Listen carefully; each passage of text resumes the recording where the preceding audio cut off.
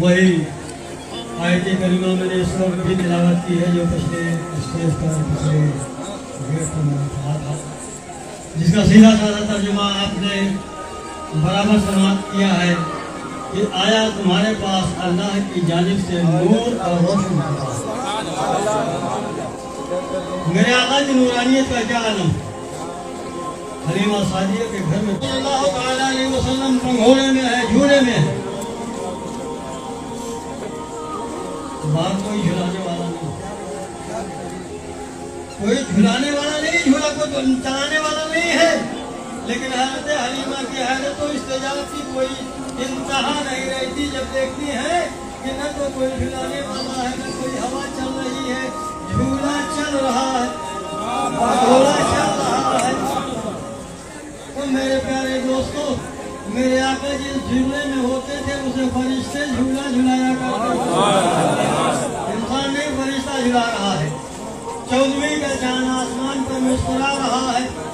मेरे आका सल्लल्लाहु अलैहि वसल्लम उसी पंघोड़े के अंदर है, लेकिन मेरे आका अपनी उंगलियों का इशारा कर रहे हैं। जैसे जैसे अल्लाह के प्यारे महबूब की उंगलियां जा रही हैं उसी तरफ चांद दौड़ता हुआ चला जा रहा है। नबी की उंगली इधर आई तो चांद इधर आ गया, नबी की उंगली उधर गई तो चांद उधर चला गया। इमाम अहले सुन्नत मुजद्दिद दीन मिल्लत आला हज़रत मुहद्दिस बरेलवी अलैहि रहमत व रिज़वान फरमाते हैं कि उंगलियों का इशारा जिधर हो रहा था चांद उधर ही दौड़ता चला जा रहा था। अजीजों, हम आप मिट्टी से बने, हमारी और आपकी तस्वीर मिट्टी से, लिहाजा हम अपने बच्चों को खिलौना देते हैं तो मिट्टी का देते हैं। अल्लाह का प्यारा महबूब नूर है तो अल्लाह ने अपने महबूब को नूर का खिलौना दे दिया है। ये चांद से खेल रहे हैं। अज़ीज़ान मिल्लत इस्लामिया में आका सल्लल्लाहु अलैहि वसल्लम नूर है, इसीलिए नबी के जिस्म का साया नहीं, नबी के जिस्म का साया नहीं। लेकिन एक बात बताओ, नबी का जिस्म नूरानी था ना, लेकिन ये कपड़ा कहाँ का था? जाना कि ये कपड़ा कहाँ का? ये तो यही था, इसका साया पाना चाहिए था। नबी ने तलवार हमाल कर लिया, उसका साया पाना चाहिए था। नबी ने नेज़ा ले लिया, उसका साया पाना चाहिए था। लेकिन मेरे आका सल्लल्लाहु अलैहि वसल्लम के न तो लिबास का साया था, न हथियार का साया था। पता ये चला कि जो चीजें नबी से मंसूब हो गई वो सब की सब नूर अला नूर हो गई। कपड़ा भी नूरी हो गया, हथियार भी नूरी हो गया। तो जो नबी से वाबस्ता हो गया अल्लाह ताला ने उसे भी नूर अला नूर बना दिया। मेरे आका वास फरमा रहे हैं, आज भी आसमान में बादल है, ऐसे उस दिन भी बहुत बादल था।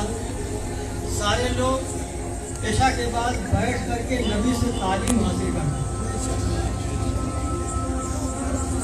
तो मदीने के लोग तो सब चले गए, 2 लोग बैठे रहे। मेरे आका ने फरमाया कि आप लोग भी जाएंगे, सब लोग जा चुके।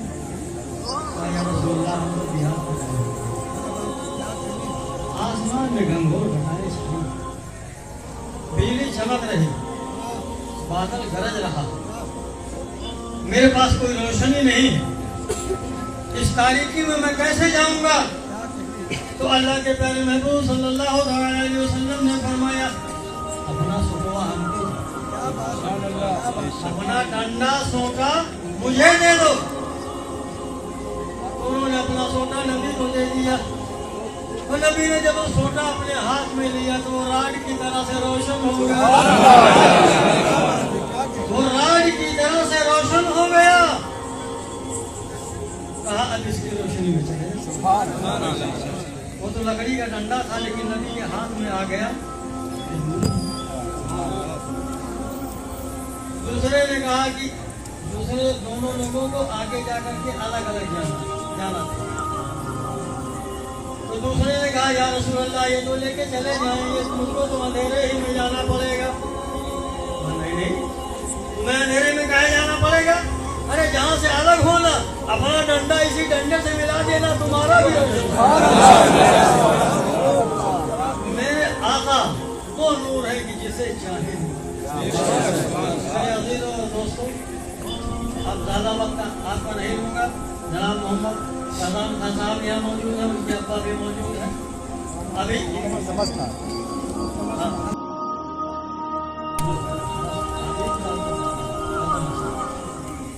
यहाँ भी मौजूद है, इनके वालिद भी मौजूद है। इनके वालिद की तबीयत कुछ अर्से से खराब चल रही थी, लेकिन नबी के रूह का, नबी के मिलाद का फैलान है कि सब सेहत जाओ और दुआ कीजिए कि अल्लाह ताला अपने महबूब की मिलाद के सदक़े में इन्हें मुकम्मल सेहत अता फरमाए। इन्हीं के साहिबजादे रेहान खान और उनकी अंजुमन के लोगों ने ये अंजुमन को सजाया है। मौला तबारक व तआला अंजुमन के सारे लोगों को अपना हिफ्ज़ व अमान अता फरमाए और इल्म व अमल की दौलत अता फरमाए। और मोहम्मद रेहान खान जो है वो वकालत को फारसी में है, हाँ ये वकालत पास कर चुके हैं। मिलादुन नबी के सबसे तोहफे में दुआ कर दीजिए कि अल्लाह ताला इनको जन्म